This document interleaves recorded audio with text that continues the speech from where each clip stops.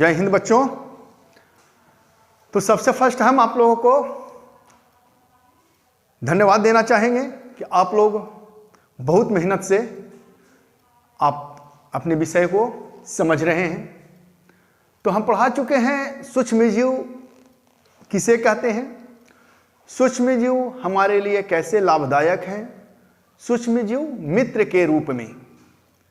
तो आज हम समझेंगे सूक्ष्मजीव शत्रु के रूप में, शत्रु यानी कि दुश्मन के रूप में कैसे है। तो हमें बताए थे कि सूक्ष्मजीव 4 वर्गों के होते हैं, 4 वर्गों में बांटते हैं। तो सूक्ष्मजीव को जब हम 4 वर्गों में बांटते हैं तो चारों वर्ग हो सकता है हमारे लिए कहीं फायदेमंद हो सकता है कहीं हमारे लिए नुकसानदेह हो, हमें नुकसान पहुंचाए। तो सूक्ष्मजीव हमें क्या नुकसान पहुंचा सकते हैं, हम ये देख चुके हैं, पढ़ चुके हैं कि सूक्ष्मजीव हमें कैसे फायदा पहुंचा सकते हैं। तो आज हम पढ़ेंगे कि सूक्ष्मजीव हमें नुकसान कैसे पहुंचा सकते हैं। तो सूक्ष्मजीव, कुछ ऐसे सूक्ष्मजीव हैं जो हमारे लिए हानिकारक होते हैं, वे हमें बीमारी पैदा करते हैं, हमारे शरीर को बीमार करते हैं। तो सबसे पहले हम देखते हैं कि सूक्ष्मजीव हमारे शरीर में बहुत सारी बीमारियां पैदा करती है। पहला नुकसान है कि बहुत सारी बीमारियां पैदा करेंगी। दूसरा है सूक्ष्मजीव हमारे खाने को खराब कर देता है। आप लोग देखें, बीमार हम होते हैं तो सूक्ष्मजीव के चलते कुछ खाने सड़ जाते हैं, बहुत जल्दी खराब हो जाते हैं, उसमें से दुर्गंध आने लगती है तो खराब हो जाते हैं, खाने लायक नहीं रहता। तो ये भी सूक्ष्मजीव के कारण ही होता है। और तीसरा है कि पौधे में बीमारियां उत्पन्न करती हैं। कुछ ऐसे सूक्ष्मजीव हैं जो पौधे में बीमारी उत्पन्न करते हैं। तो कुछ महत्वपूर्ण मानव रोग और रोग कारक सूक्ष्मजीव, अब ये बहुत सारी बीमारियां पैदा करते हैं। तो कौन कौन से सूक्ष्मजीव, जब 4 कैटेगरी के हैं और एक और कैटेगरी बताए थे आपको विषाणु। तो ये जो 5 तरह के सूक्ष्मजीव हैं, वे कौन सूक्ष्मजीव कौन सी बीमारी पैदा करती है, ये अति महत्वपूर्ण चीज है जान लेना। क्योंकि जब हम बीमार पड़ते हैं तो हमें पता होनी चाहिए कि जो हमारे अंदर बीमारी है वो किस सूक्ष्मजीव के कारण हुआ है। डॉक्टर पता करने के लिए कि कौन से सूक्ष्मजीव हमें हानि पहुंचा रही है, वो एक टेस्ट लिखते हैं, जांच जो प्रयोगशाला में करवाया जाता है। जैसे मलेरिया होने पर, टाइफाइड होने पर जांच होती है। नॉर्मली हम लोग जाते हैं और जांच करवाते हैं। तो जानकारी हमें भी होनी चाहिए कि कौन सा ऐसा सूक्ष्मजीव है कि हमें बीमारी पैदा कर रहा है, उस सूक्ष्मजीव का नाम क्या है। परीक्षा के दृष्टि से भी ये बहुत महत्वपूर्ण क्वेश्चन होता है। तो कुछ महत्वपूर्ण है, कुछ बहुत से ऐसे बीमारियां तो बहुत से हैं, लेकिन हमें तो डॉक्टर बनना नहीं है, हमें कुछ बीमारियों के बारे में जान लेना है। डॉक्टर तो अभी नहीं बनेंगे, हम जब ऊंचे क्लास में जाएंगे, इंटर IAS वगैरह करेंगे तो हम डॉक्टर बनने की पढ़ाई अलग से करेंगे। लेकिन जब हम अभी 8 क्लास में हैं तो कुछ ऐसे बीमारी का नाम और वे कौन से सूक्ष्मजीव के कारण हो रहे हैं, इसे जानना जरूरी है। तो चिकन पॉक्स एक बीमारी है, चिकन पॉक्स। लगभग ये हमारे अगल बगल में या हमें भी हो सकता है कभी हुआ हो।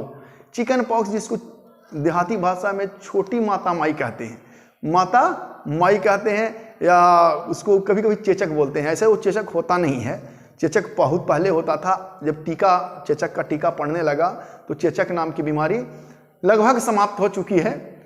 लेकिन चेचक की तरह ही एक बीमारी है, छोटी माता माई, उसको देहात में लोग कहता है चिकन पॉक्स। क्या है? Chicken pox. एक और बता रहे हैं कि हमारे इलाके में चिकन पॉक्स को गोटी भी बोलते हैं, गोटी हो गई थी, माता माई हो गई थी, इस तरह की भाषा प्रयोग हमारे देहात में लोग करता है। तो यही है चिकन पॉक्स बीमारी। ये वायरस यानी विषाणु की वजह से होता है। अब बीमारी का इलाज क्या है वो एक बात का चीज है। पहले हम देखते हैं कि किस सूक्ष्मजीव के कारण ये बीमारी हुई। तो हम यह कह सकते हैं कि चिकन पॉक्स वायरस के कारण, चिकन पॉक्स वायरस के कारण। दूसरा है पोलियो। ये पोलियो का टीका जो हम लोग 5 बरस तक पीते हैं, 0 से 5 बरस तक चलता है पोलियो, पल्स पोलियो का टीकाकरण स्कूल वगैरह में, आंगनवाड़ी केंद्रों में पिलाई जाती है। तो ये लगभग अब समाप्त हो चुका है।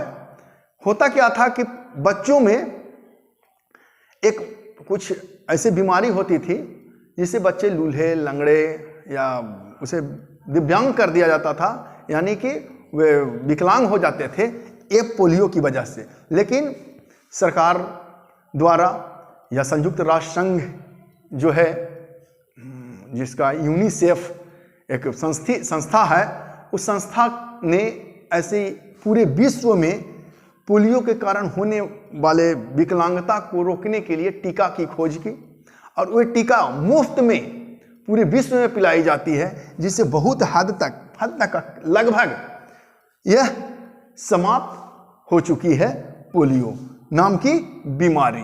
ये जो वायरस की वजह से होती थी, वायरस यानी कि विषाणु की वजह से। अभी पिछले साल हम लोग देखे कोरोना वायरस से पूरा विश्व त्रस्त था। कोरोना वायरस सब बंद हो गया, बिजनेस ठप हो गई, पढ़ाई बंद हो गई। तो ये कोरोना नाम की बीमारी वायरस की वजह से होने के कारण इसे कोरोना वायरस कहा गया। ये भी एक सूक्ष्म जीव वायरस, विषाणु के फैलने से जो हमारे शरीर में प्रवेश करता था और हमें फेफड़े को सड़ा करके या किसी भी प्रकार से हमें बीमार करके प्रतिरोधक क्षमता को कम करके बहुतों को जान गई। यही कोरोना वायरस भी एक बीमारी वायरस की वजह, सूक्ष्म जीव की वजह से हुई। तीसरा है हैजा नाम की बीमारी। होता कैसे है? उल्टी, दस्त यानी पैखाना एक साथ चालू हो जाना, उल्टी होना, पैखाना होने लगना, कमजोर आदमी डिहाइड्रेशन से कमजोर हो गया, पानी शरीर का गिर जाता है, उसे हम हैजा कहते हैं। तो ये हैजा वाली बीमारी पहले होती थी, पूरा गांव का गांव साफ हो जाता था हैजा से, यानी पूरे गांव के गांव मर जाते थे। बहुत से बच्चे, बूढ़े, जवान लोग इसमें, जिस तरह आज कोरोना है, कोरोना से बहुत से लोग मरे। एक जमाना था जिसमें हैजा से लोग मरते थे। तो ये हैजा जीवाणु के द्वारा फैला करता था। किसके द्वारा? जीवाणु के द्वारा। इसका टीका आ गया, हैजा का टीका आ गया है, इस पर भी बहुत हद तक कंट्रोल कर ली गई है।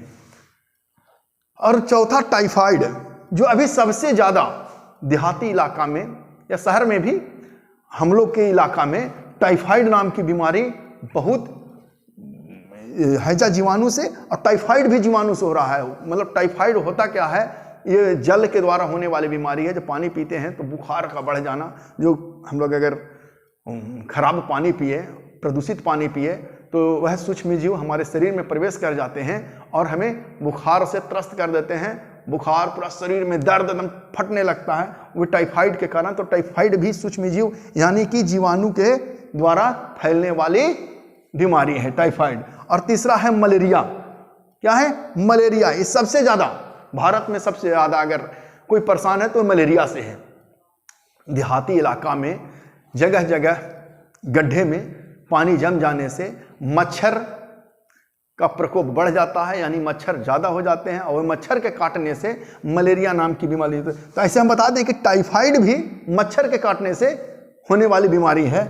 और मच्छर जो बच्चा दे देता है जल के द्वारा ही, या तो पी करके या मच्छर के काटने से भी डेंगू होता है मच्छर के काटने से। यहाँ टाइफाइड भी जल के द्वारा होने वाली बीमारी।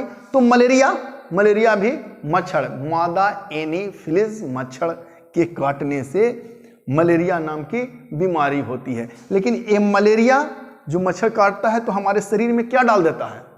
जहाँ मच्छर काटे मलेरिया वाला, तो हमारे शरीर में एक सूक्ष्म जीव छोड़ दिया, जिसको हम बोलते हैं प्रोटोजोआ। हम बताए थे कि सूक्ष्म जीव 4 प्रकार के होते हैं। कौन कौन? जीवाणु, कवक, शैवाल, प्रोटोजोआ, और एक अलग प्रकार के विषाणु यानी वायरस। तो ये प्रोटोजोआ भी हमारे लिए खतरनाक हो जाते हैं और हमें मलेरिया, बुखार लग जाता है। तो अभी आपने देखा क्या क्या कि सूक्ष्म जीव शत्रु के रूप में किस प्रकार हैं, यानी कि मानव में जो सूक्ष्म जीव हैं किस प्रकार से रोग को फैलाते हैं। और अब हम आगे देखते हैं कि खाद्य सामग्री के बचाने के तरीके। अभी सूक्ष्म जीव हमारे लिए महत्वपूर्ण हो जाते हैं। यहाँ पर जो खाद्य मतलब भोजन सामग्री है, उसे बचाने का कुछ ऐसे सूक्ष्म जीव की वृद्धि के रोकने का तरीका है, भोजन खराब ना हो। हम बता रहे हैं कि सूक्ष्म जीव हमारे खाने को खराब कर देते हैं। यहाँ पीछे हम पढ़े थे कि सूक्ष्म जीव के द्वारा हम भोजन को तैयार भी कर लेते, जैसे इडली, केक, ब्रेड, दही, लेकिन यहाँ कुछ ऐसे सूक्ष्म जीव हैं जो खाने को खराब कर देते हैं, भोजन को खराब कर देते हैं, उसमें दुर्गंध आ जाती है, खाने लायक नहीं रहती। तो इसे बचाने का तरीका, तो सूक्ष्म जीव के कारण जो भोजन खराब होता है यानी दुर्गंध होता है या फिर वो खाने लायक नहीं रहता, सड़ जाता है, तो उसके बचाने के कुछ उपाय हैं। जैसे नमक और खाद्य तेल यानी सरसों का तेल, नारियल के तेल के द्वारा भोजन को सुरक्षित रखा जा सकता है। तो हम लोग घर में अपने दादी को, अपनी मम्मी को अचार बनाते हुए देखे होंगे। तो जब मम्मी या दादी अचार बनाती है तो उसमें क्या करती है, पहले उसको धूप में सुखा देती है, यानी उसमें जो नमी है उसको खत्म करके, उसको सुखा करके उसमें नमक मिला देती है, हल्दी मिला देती है, या उसमें फिर तेल डाल देती है। क्यों? अगर उसमें हल्दी, नमक, तेल वगैरह ना डाला जाए और उसे इसी प्रकार रख दिया जाए तो ज़्यादा दिनों तक नहीं चल सकेगी, क्योंकि अचार हम लोग साल 2-2 साल तक खाते हैं, वही एक बार अचार बनने के बाद तो वे उसमें सूक्ष्म जीव लग जाएंगे और वे सड़ जाएगा। इसलिए उसमें नमक डाल करके, खाद्य तेल यानी कि सरसों के तेल हम लोग घर जो यूज होता है, कहीं कहीं नारियल का तेल यूज होता है, तेल डाल करके सूक्ष्म जीव से उसे रक्षा की जाती है कि जल्द से जल्द खराब ना हो, उसे रोका जाए। अचार बनाने में इसका मेन फोकस होता है, नमक और खाद्य तेल, हल्दी का भी।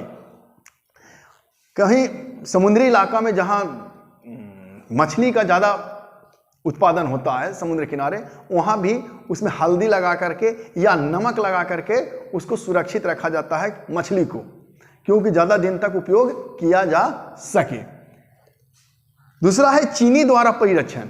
जैम, जेली या मुरब्बा जो हम खाते हैं, वे उसमें क्या किया जाता है, मुरब्बा में देखे होंगे कि आप चीनी का लपटा रहता है, चीनी लिपटा हुआ रहता है उसमें। इसे क्योंकि मुरब्बा में सूक्ष्म जीव प्रवेश ना कर जाए, इसे रक्षा के लिए चीनी का प्रयोग किया जाता है। आजकल टमाटो सॉस आ गया है, सॉस बनाने में भी चीनी का प्रयोग किया जा रहा है, जिससे कि वे ज़्यादा दिनों तक सुरक्षित रहे, सही रहे और खाया जा सके। खाने को ठंडा या गर्म करके, हाँ देखे होंगे कि मम्मी जब दूध लेती है, जो आते हैं दूध देने, दूध लेती है तो उसके जल्दी से जल्द गर्म करना चाहती है कि दूध फाट ना जाए, यानी दूध खराब ना हो जाए, इसके लिए उसे गर्म किया जाता है।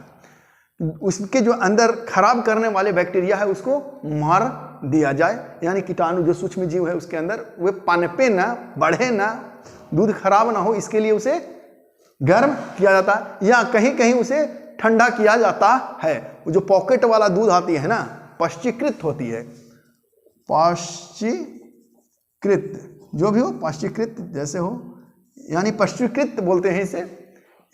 होता क्या है कि दूध को गर्म करके फिर ठंडा कर लिया जाता है, तो वे 24 घंटा या लगभग 1-2 दिन तक चल सकता है। ठंडा गर्म करने से वो पॉकेट वाला दूध जो हमारे घर सुधा का या किसी का अमूल वगैरह का जो दूध आता है, उस पैकेट जो बंद होता है दूध वाला, वो ठंडा और गर्म करके ही बनाया जाता है। पाश्चीकृत के बारे में हम अगले क्लास में बताएंगे। वायुरोधी सील पैकेट देखे होंगे आप, कुरकुरे, चिप्स वगैरह जब हम खाते हैं तो एक पैकेट में बंद रहता है और उस पैकेट को अंदर दबाएंगे तो देखेंगे हवा भरा हुआ है। वो ये वायुरोधी, उसमें हवा अंदर ना जाए, उसकी हवा निकाल ली जाती है और उसमें शायद कुछ ऐसे केमिकल डाल दिया जाता है जिससे कि वो खराब ना हो, या उसमें हवा बाहर से नमी नहीं जाएगी तो वे चिप्स वगैरह हम घर में भी देखते हैं कि बहुत से चीज़ खराब ना हो, उसके लिए बर्तन को यानी शीशा वाला या डब्बा को, किसी भी डब्बा को साफ कर लिया जाता है, उसमें सामान रख के टाइट कस के बंद कर दिया जाता है तो उसमें हवा ना जाए तो वे खराब ना होगा। यानी कि वायुरोधी सील पैकेट बना करके चिप्स वगैरह कुरकुरे उसी विधि से बनती है, खाना को यानी उसमें जो चीज़ है उसे बचाया जा सके। तो आज हमने जो देखा सूक्ष्मजीव शत्रु के रूप में, और यहाँ देखा खाद्य सामग्री को बचाने का तरीका, मानव का रोग। यह 8 क्लास के सूक्ष्मजीव जो चैप्टर है वे लगभग कंप्लीट हो चुका है। धन्यवाद।